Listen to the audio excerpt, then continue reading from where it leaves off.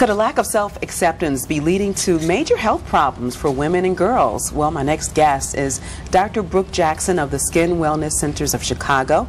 She's a board-certified dermatologist, and she has seen firsthand some of the problems that come with trying to fit into the media's definition of beauty. Welcome to the program. Thanks so much for having me. So what are some of the things that you've seen over the years, because you have been working in this area of trying to help women feel good about themselves just the way they are for a long time now? Well, first I'll say this is not necessarily an issue that's just with black women. Sure. I see this in 90% of my patients are women in my practice, and I see self-esteem issues in all colors. And interestingly, part of many women in their 30s and 40s want to be beautiful. What does that mean? How do we define beauty? In the 70s, beauty was defined as Farrah Fawcett, as she was mentioning previously.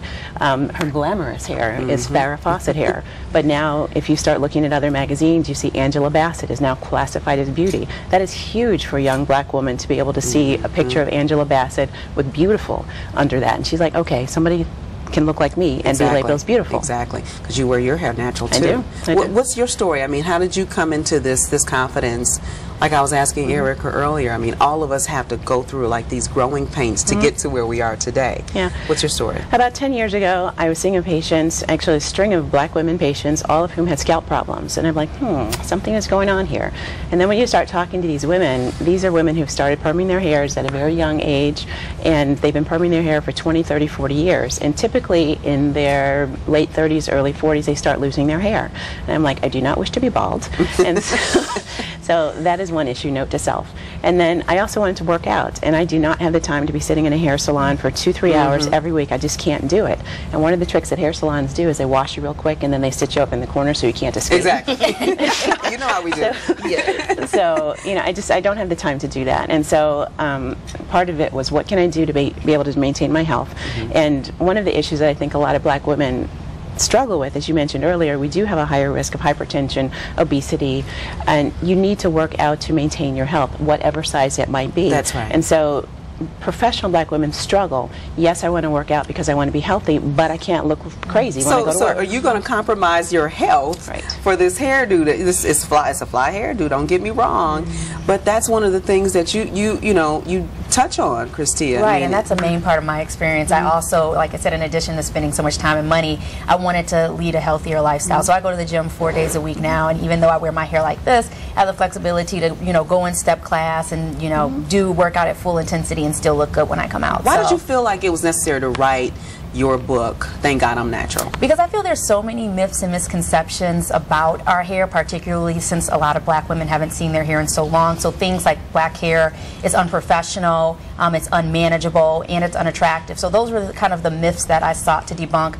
Also, there's so much information on the internet currently that sometimes it can be a little bit overwhelming. So I just wanted to make it a little bit easier for black women to just make that transition. Okay, so there are options. There are so many women out there who just think that the only way that they can really succeed in the corporate workforce is by having straight hair, but there's so many risks that come along with it. You mentioned earlier alopecia and thinning of the hair. It's not just the workforce. I remember a patient that I saw about 2 or 3 years ago, and her hair was very chemically damaged, and she said, but I have to do this because I want to catch a man. I said, well, if you keep doing this, you're already losing your hair. And most men don't think bald is that cute, especially on a woman. And so, what are your choices here? You need to regroup so that you will have hair, healthy hair, right? And then you can go forward. Do we focus, Erica, too much on the external?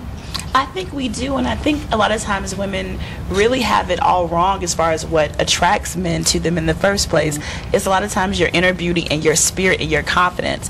I mean, I've seen girls that may not be the cutest thing on the planet, but the way they walk into a room, they own it, they keep a man. And then you have this girl that's so stereotypically beautiful and glamorous, and for some reason no one really, wants to date her. So men love natural hair. They love women, period. They love them in all sizes and all complexions, and I think that we need to stop focusing on what they love and figure out what we love about ourselves. And even if you think a certain natural style doesn't work for you, I still think there's other ways to wear your hair straighten without chemically relaxing. I mean, what happened to that good old straightening comb that our grandmamas used to use on the stove? I mean, there are other things you can do if you really just feel like a natural style isn't for you. But I love natural hair, and I can't wait to sew some natural weave in. Give me some natural weave. That defeats the purpose, but you know.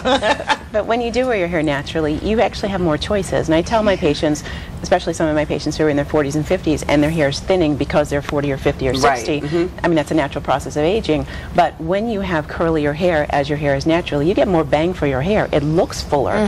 Very straight hair looks a lot thinner. And so if your issue when you're 50 is I'm losing my hair, the last thing you want to do is blow dry it straight or perm it, because it's going to look that much thinner.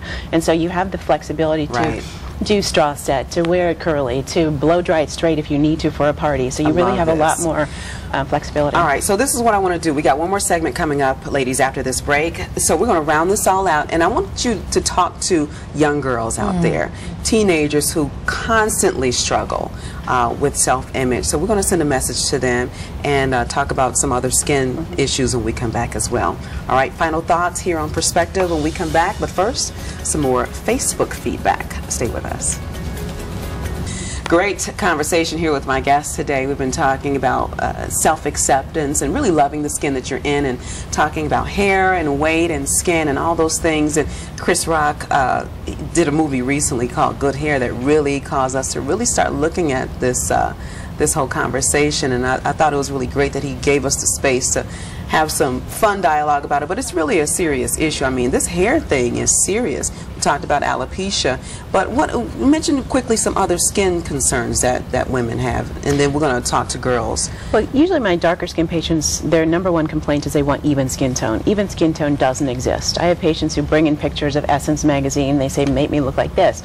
I'm like, that doesn't exist. That's airbrushing and makeup. And so don't compare yourself to something that is not reality.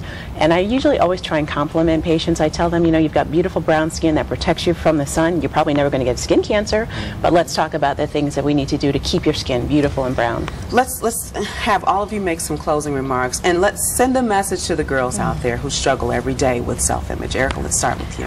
I would just say pull from within and love you. You know, take a look in the mirror, and instead of pointing out flaws, take a look at what's really beautiful. What do you love about yourself? Maybe it's the shape of your eyes, your smile, the smoothness of your skin. Maybe it's the pimple in the middle of your head. Whatever it is, just embrace it and love you. All those flaws. And just have fun. Life is too short to be caught up in the negativity. Christia? I would just say always stay natural. You're beautiful just the way you are. I found in my own experience, and Erica echoed this when she talked about being captain of the cheerleading team, when you have a sense of confidence and you just accept yourself just the way you are, you'll go a lot farther in life. And Dr. Brooke? I would say change your vocabulary. Don't use derogatory terms to discuss yourself. Yes. Always use positive terminology for yourself. Absolutely, especially when you consider that people are relaxing hair at the age of 2 and 3. It's just not necessary. Love yourself just the way you are. Ladies, thank all of you. Thank you. Great conversation. That's going to do it for Perspective today. I'm Monique Caradine Kitchens. Again, friend me up on Facebook and Twitter, and I'll see you right back here next week. Take care. Thank you.